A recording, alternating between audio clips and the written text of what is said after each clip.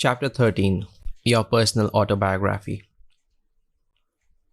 The Bible, the most wonderful book in the world and the most misunderstood, is your personal autobiography. It is not the recording of historical events as your teachers teach, and its writings were never intended to be interpreted as such. The persons recorded there never existed, and the events never happened on earth. The Bible is speaking of the heaven within and the earth without. Its story begins, "In the beginning God created the heaven and the earth was without form and void, and darkness was upon the face of the deep. Then the Spirit of God said, 'Let there be light,' and there was light. The light spoken of here comes from heaven, which is within you. The light which shines upon your earth is the light of your consciousness and shines from within you. The outer man, called the earth, is dark, while the inner man, called heaven, is the being who was in the beginning with God and was God, but is sound asleep." As your personal autobiography, the Bible tells how you are lifted up from your present level of being into a higher one. In the Old Testament, we find the Pentateuch, the first 5 books, as the Law of Moses. These books were written in 500 BC, while the earliest date known for the New Testament is 170 AD. The first known New Testament did not include the epistles to the Hebrews or the book of Peter and James. It is James who speaks of the double-minded man, declaring that he can receive nothing from the Lord. Then we had the Apocrypha, which consisted of early Christian writings that were excluded from the Jewish and Protestant Old Testament. These writings give 4 biographical sketches of a principle rather than a man. It took 900 years for the Bible to come into its present form. So when you read it, always bear in mind that it is speaking of the kingdom of heaven within you. It is telling of a revelation of an eternal principle called Christ, who is your hope of glory. All of the characters recorded in Scripture are aspects of your mind which you will discover as you fulfill your destiny, which is to fulfill Scripture within yourself. No man named Moses ever wrote any commandments on stones. Rather, the word stone means literal truth. The literal-minded man comes first and is given certain laws to live by, thus blocking psychological truth. As long as you see things on the outside as facts, your mind is blocked and you are unable to grasp their psychological meanings. But when you become thirsty for the truth and begin to apply the law, the Spirit of God will move upon the psychological sea of understanding, and your life will take that truth, or water, and turn it into wine. In the state of Moses, God's true name is revealed to you. Take his name, your I am, as your rod of understanding, and hit the stone of literal truth with it. And psychological water will come forth. Drink it by putting my words into practice, and you will convert the psychological water of truth I have given you into the wine of the Spirit. Now the clothing spoken of in Scripture is that of the mind and not of the body. John the Baptist is described in the 3rd chapter of Matthew as one called Elijah in 2 Kings. It is said he wore a garment of camel's hair and a leather girdle around his waist. Hair and skin are the most external things a man possesses. Therefore, John the Baptist represents the outer man who has not yet clothed himself eternally. Jesus is the inner man. He wears the seamless garments woven from above, and those who wear his garment are always found in the king's house. The New Testament teaches a complete and radical transformation of self and calls it rebirth. But John the Baptist calls it repentance and urges us to change our thinking of the kingdom of heaven. It is said that he lived in the wilderness with the wild animals. Well, you are John, living in the wilderness when you have no direction of your own and allow your animal emotions to run wild. But when you begin to tame your animal instincts and call them into discipleship, strength will come to you from within and you will be baptized in the water of truth. Speaking in a parable, Matthew likens the kingdom of heaven to a sower who sows his seeds on different types of soil. The sower spoken of here is not a being external to yourself, for you are the sower and the seed. Your own wonderful human imagination is God. The sower who said, "Let us make man in our image," then fell asleep and annexed the brain of the outer man as the seed for his redemption. As Adam or the red earth, man is the psychological earth upon which the kingdom of heaven is planted. In the parable, we are told that when one hears the word but does not understand it, the evil one comes and snatches away that which is sown in his heart. But he who hears with understanding bears fruit and yields 100-fold. Another parable is told comparing the kingdom of heaven to a man who, having sowed good seeds in his field, fell asleep and his enemy came and sowed weeds there. These weeds are false teachings planted in the mind, false beliefs and concepts that can be bound and burned when you turn within to discover the truth and the kingdom of heaven to be yourself. In the 11th chapter of Genesis, the story is told of how the Tower of Babel is built with stone, literal truth, and bricks, which is man-made concepts. Before the building was erected, there was only one language and few words, but during the building, confusion reigned, and soon no one understood the language of the other.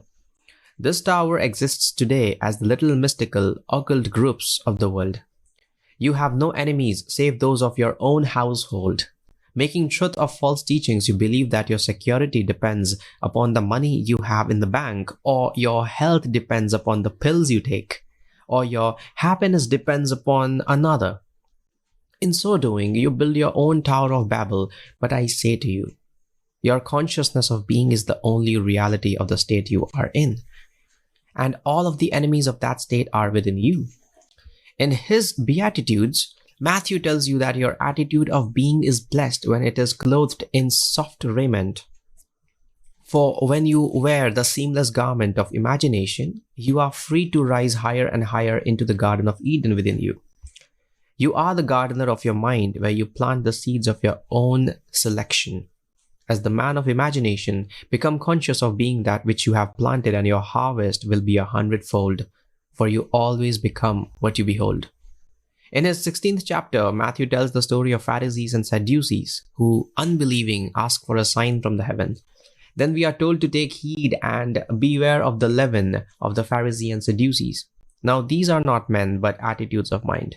If you believe that you must live in the right neighborhood, that you must know the right people, that your skin must be the right color, or that you must be in the right place at the right time, your attitude is one scripture calls a Pharisee. Beware of that kind of thinking, for the road to a higher level of self is always eternal and never external.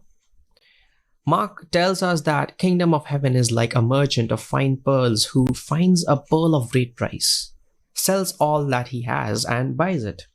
As long as you hold on to one thought of something external to your own mind, you do not have enough money to buy the pearl of great price. You must be willing to sell all belief in anything outside of self. The road to the kingdom leads upwards and is always in an eternal direction. You cannot travel this road wearing clothes made of skin and hair. You must be clothed in your wedding garment, which is always woven from within. Again, we are told that the kingdom of heaven is like a net which is cast into the sea and gathers fish of every kind, be that good or bad. When it is brought ashore, the good are placed into vessels and the bad thrown away. Become discriminating, select your thoughts carefully, and throw away any unlovely and negative ones. Allow only that which is of good report to fill your mind, and you will be the good fisherman. In this same 13th chapter of Matthew, the question is asked, have you understood this? It is my prayer that every one of you will answer as they did to him and say, yes. Now it is said, do not put new wine into old wineskins, for the skin will burst and the wine be spilled, and the skins destroyed. But put new wine into fresh wineskins, so both are preserved. Old thoughts, the traditions of men, the belief in power outside of self are the old wineskins, which must be burst and allow the beliefs to be spilled and destroyed. New wine gained by the fulfillment of God's promise within must be put into your consciousness, which is fresh wineskins, so that both are preserved. Man does not evolve on the outside. There is only one presence, only one essence in man, called Christ, and defined as God's power and your hope of glory. This power can be awakened if you, God's word, are not tarnished by the belief in a power outside of self. Awake, give up all false beliefs and clothe yourself in the soft raiment of an internal attitude, which implies the fulfillment of your dream. The Bible, from beginning to end, is the psychological story of your soul and tells you that the first thing you do is change your thinking. I bring to you a new idea related to the cause of the phenomena of life, telling you that you are not what you believe yourself to be, but possess possibilities of infinite inner growth. Your destination is always reached by an internal direction, which is be attitudes.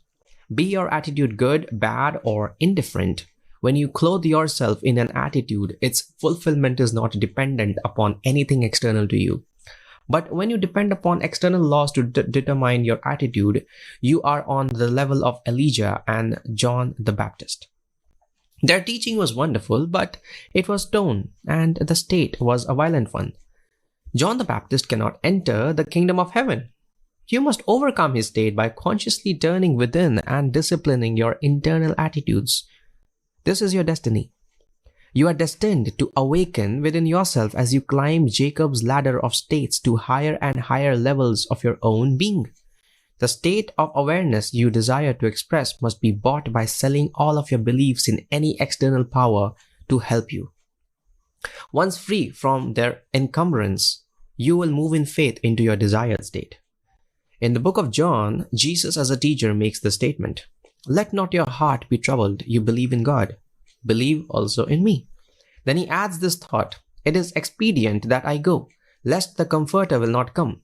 Here we see a teaching that is seemingly taught from without, but it is necessary for you belief in any external teacher to disappear, for only then can the Comforter within you be found. As your belief in yourself grows, your heart will find peace. There is only one cause, only one I am, I the Trinity, in unthinkable origin. I am the God the Father, and in creative expression, I am the Son, for imagination is born of consciousness. I in universal interpretation, in infinite immanence, in eternal procession, am God, the Holy Spirit. The real definition of immanence is sooner than now and nearer than here.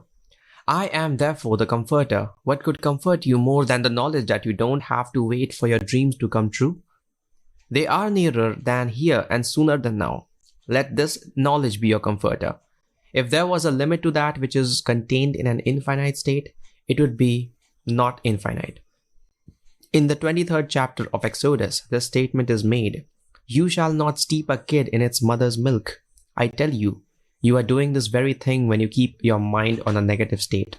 Turn your attention from want and lack, which is all negative states, and place it on fulfillment and abundance, which is positive states, and you will no longer simmer your desire in its mother's milk.